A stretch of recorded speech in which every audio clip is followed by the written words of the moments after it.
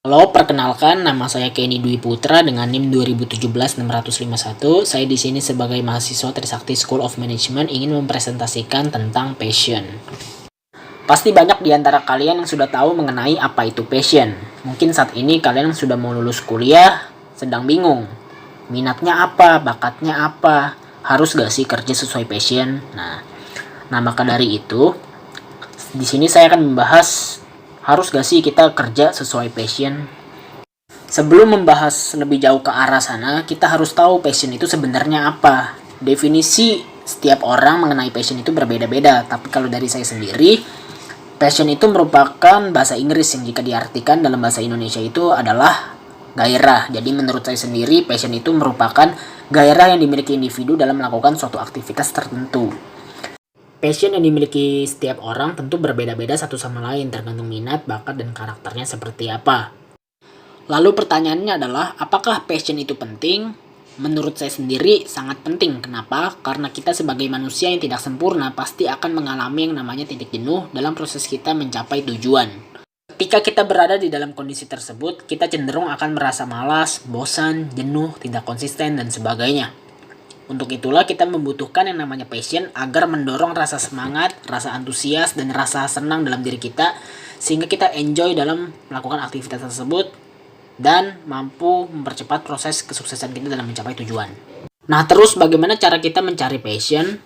Menurut saya, passion itu nggak akan langsung muncul dan nggak akan langsung datang secara tiba-tiba hanya karena kita pikirkan doang. Nggak ada satu bayi pun yang lahir di dunia ini tiba-tiba langsung punya passion. Kan nggak mungkin ada bayi nih baru lahir tiba-tiba punya passion di bidang fotografi, kan nggak mungkin. Nah, kebanyakan orang itu cuma dipikirin doang, cuma direnungin passionnya apa, tanpa mau dicoba, tanpa mau dieksplor. Belum apa-apa, belum dicoba, tapi udah pasang tembok, udah ngejudge dirinya kalau dia itu nggak suka. Padahal ibaratnya kan sama aja dengan gimana kita bisa tahu kalau kita suka rendang, tapi kita nggak pernah cobain masakan rendang gitu. Jadi intinya menurut saya, passion itu akan terbentuk dari suatu aktivitas yang ingin kita lakukan. Bukan datang secara tiba-tiba hanya karena kita pikirkan. Kemudian pasti kita pernah mendengar istilah berikut. Gak sedikit orang yang menanyakan hal seperti ini.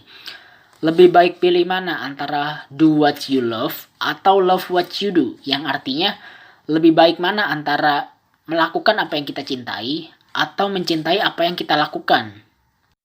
Nah, jawaban versi saya adalah tergantung kondisi.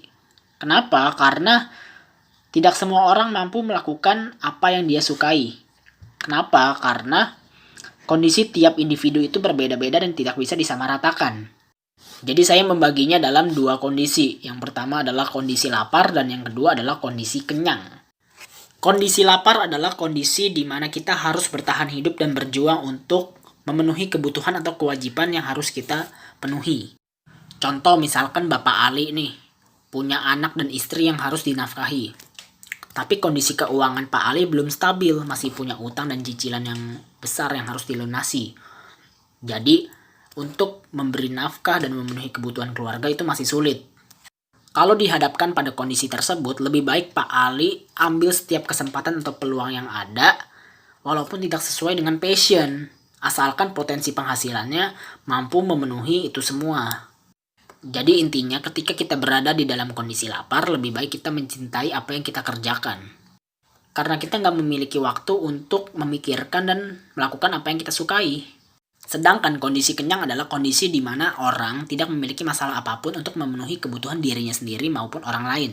Contoh misalkan Rafathar, masih muda, masih belum punya beban dan tanggungan yang harus dipenuhi, masih ditanggung sama orang tua, keluarganya dari orang kaya misalkan.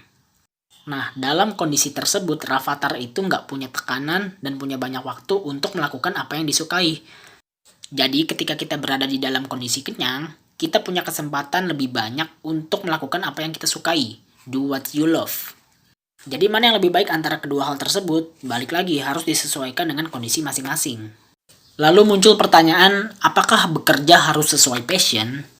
Menurut saya ini salah kaprah. Banyak motivator bilang, bekerjalah sesuai passion. Bagi saya, itu cuma omong kosong.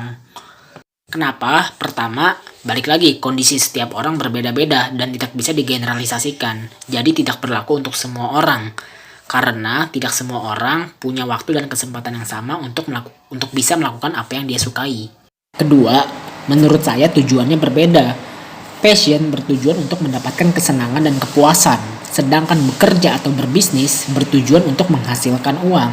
Dan untuk menghasilkan uang, itu harus bekerja sesuai dengan kemampuan kita atau kebutuhan pasar, bukan sesuai passion. Artinya, passion belum tentu menghasilkan uang. Jadi kapan waktu yang tepat untuk memulai passion? Mungkin beberapa di antara kalian udah pernah mendengar yang namanya Ikigai.